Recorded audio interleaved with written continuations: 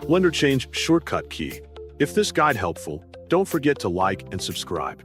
To change shortcut keys in Blender, begin by opening Blender and launching your project or starting a new file.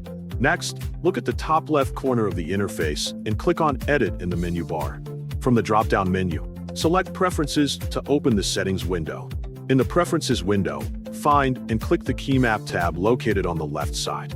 You will now see a list of all shortcut categories such as 3D View, Object Mode, and Mesh. Use the search bar at the top to quickly find the shortcut you want to change. Type the name of the function, for example extrude, into the search bar to filter results. Locate the specific command you want to edit from the filtered list that appears below. Click on the shortcut input field next to that command to begin editing it. Press the new key or key combination you want to assign to replace the existing one. If the key is already in use, Blender may warn you or automatically override the existing shortcut. Adjust modifier keys like Ctrl, Shift, or Alt if needed by toggling their checkboxes in the options. After that, test your new shortcut in the main workspace to ensure it works as expected.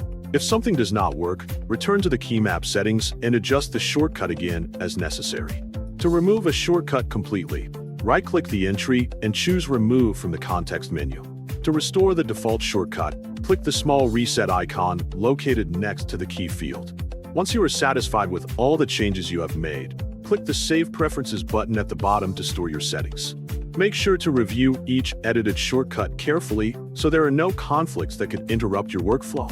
You can scroll through the key map categories to explore other commands that might benefit from customization. Taking time to organize shortcuts can improve efficiency and make repetitive actions faster and easier to perform. If you ever feel unsure about a change, you can always reset individual entries or restore the entire key map later. Finally, continue testing different key combinations until you find a setup that feels comfortable and matches your workflow style. This helps you work more smoothly and consistently during all your projects.